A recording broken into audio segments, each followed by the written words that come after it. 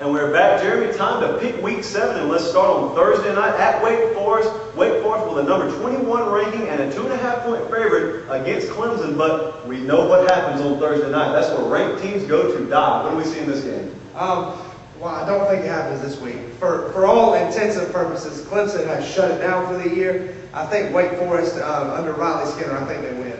Jeremy, I'm about to do an impression. Tell me who you think it is.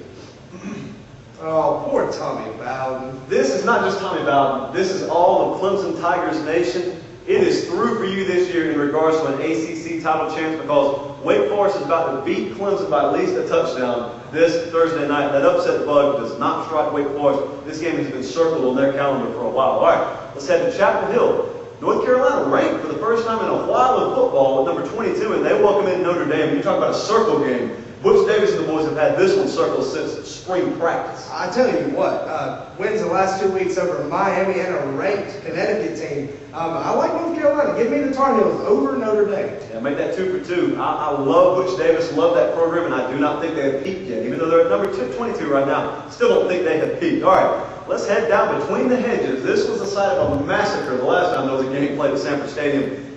It may be again. But on the flip side, Georgia favored by 13.5. They carry a number 10 ranking into this game against Tennessee. We remember what happened last year. It got ugly up in Knoxville. Tennessee beat down Georgia. What happens in this game? Well, that ain't happening again.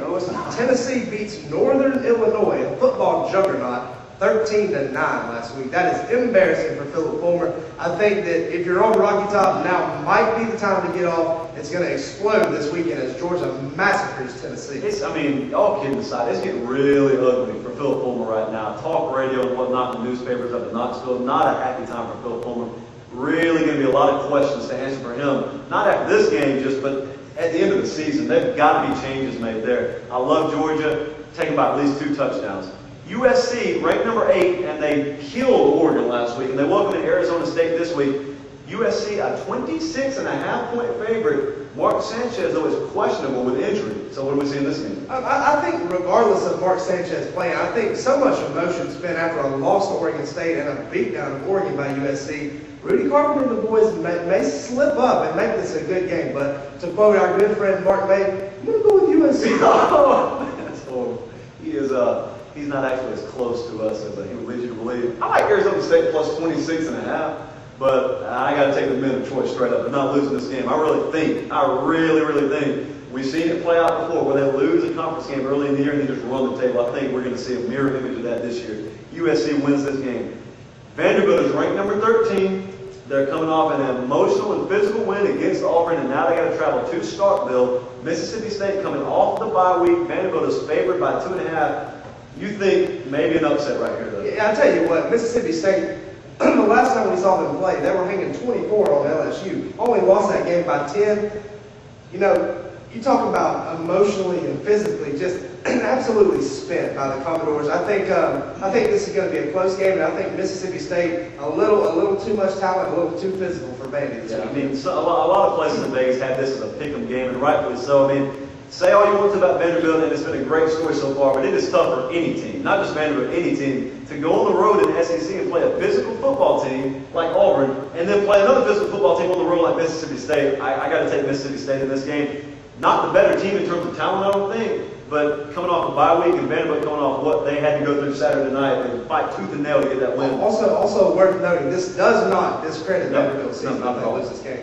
Nonetheless, I do take the Bulldogs. Michigan State ranked number 23, and Northwestern is undefeated. Michigan State is favored by 3 in this game. It's a 3:30 kickoff. Northwestern football will be broadcast for the world to see on national TV. Who do we like? Well, Josh, we're not only football fans. We watch all sports, and we watch the National League Division Series. Yes, we do. Hard times in Chicago for Cubs fans, and Northwestern. You know, just a hard time for the city of Chicago right now. Doesn't get any better. Michigan State, too much talent, too much Javon Ringer. They take care of business against Northwestern. Hey, hats off to the Dodgers for taking out the trash in regards to the Cubs. And I think Michigan State does the same, although I don't put the Northwestern football program on quite the same pedestal, opposite-wise, of the Chicago Cubs. I like Michigan State in this game. You got to avoid the look ahead to Ohio State next week, though. But like I said, Northwestern is not under the radar anymore. So I think Mark D'Antonio and those boys take this game seriously, and and they get the W. Close game, though. All right, our 3 spotlight games. Penn State at Wisconsin. It's the 2nd week in a row, primetime night game at Camp Randall. They're over 1 so far. What do we see in this game? I see hard times at Camp Randall. I really do. I think Penn State just a little too good. They're going to grind it out in the 4th quarter. Give me the Nittany Lions. Yeah, Penn State, a 5-point favorite, rather. And like I said earlier in the show in segment 1, this is not going to be a game that builds character for Wisconsin. It's going to be a game that reveals it. I don't expect a Brett Bielema coach team to quit by any means. But I just don't think any team, after what you went through last week, would have enough in the tank to be the top 10 team. I don't care if it is at home. I like Penn State probably by about 10 in that game. Oklahoma State, ranked number 17, haven't played much of anybody. That will change this week. It is an 8 o'clock kickoff at Missouri. Missouri is ranked number 3. They murdered Nebraska last week. What happens in this game? 81-80, Missouri wins. It's going to be a shootout, but I do like Missouri just a little bit better right now. Yeah, we mentioned the lack of defense for Oklahoma State. Once again, giving up 37 to Houston and 28 to Texas A&M. The sky's the limit for what Chase Daniel can do to that Oklahoma State Cowboys defense this week. And for that reason, I like Missouri because I don't think they may score every possession in this game. I really don't think you can stop them right now, especially Oklahoma State. So I like them and minus 13.5. LSU travels to Gainesville, big time, possibly one of the biggest SEC games of the year on our schedule. LSU ranked number 4, coming off the bye week. What do we see happening in Gainesville? I tell you what, going to be a great football game. I think there's going to be more scoring than we typically see in SEC games with Florida's potent offense. LSU's defense, maybe some questions, definitely not up front with Tyson Jackson and those guys. But I think the difference in this game is going to be LSU's Charles Scott, a physical, game-changing running back. I like LSU over Florida. I really, up until yesterday, loved LSU in this game. But I really think the more I look at this game, youth at the quarterback position could come back to haunt LSU. Now, I'm not discrediting Jarrett Lee at all. I think he's looked great, but now you've got some tape to watch on him if you're Urban Meyer and the Florida Gators. He won that game for me at Auburn in the second half. He scored like 14, 15 points, something like that. This is different. I mean, this is Florida. This is a top 10 caliber team. They may be ranked 11 right now. This is the real deal. And I think Florida wins this game, and it really shakes things up in the SEC West. That will take us to our spotlight game, the Red River Shootout. Texas is ranked number 5, Oklahoma, the top-ranked team in the country, and with good reason. What do we see happen? Well, I tell you what, a different Texas team this year than usual. You look at them, in the past they've been known for running backs, obviously Ricky Williams went there. A lot of great running backs. This year, Colt McCoy slinging the ball around. How about 16 touchdowns through the air?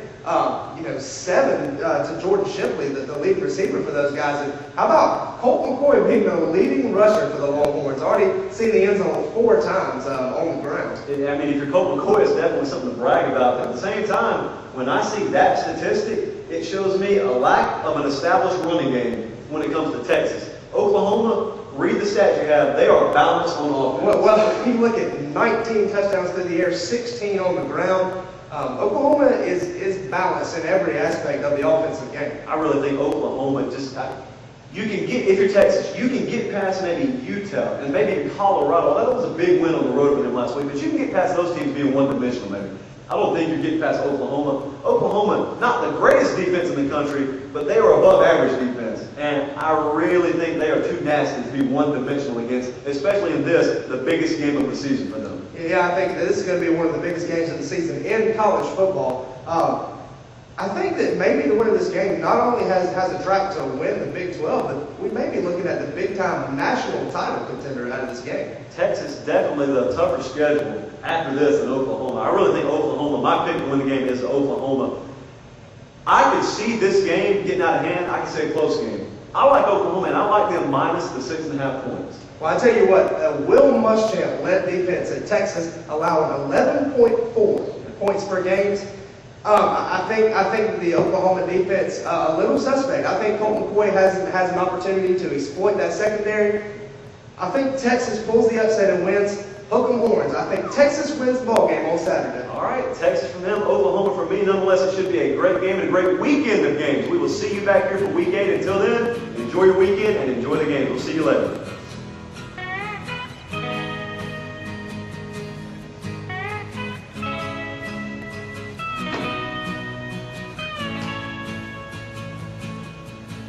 Well, tried to make it Sunday, but I got so